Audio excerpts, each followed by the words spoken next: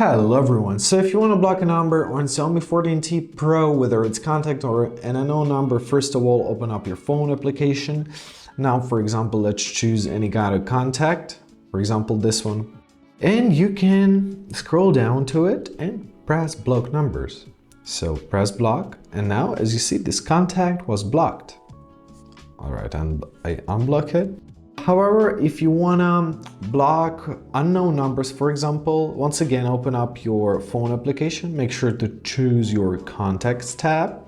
Now at the top right corner, find these three horizontal dots, press settings and find block numbers. So first of all, you can enable this option to block numbers from unidentified callers, or you can press add number and add any number and press block, and this number gonna be blocked. So to enable this option, simply tap on the screen and now it's enabled. To disable it, tap on the screen once again and it will be disabled. Easy as that. I hope this video is helpful. Thank you so much for watching and have a great day.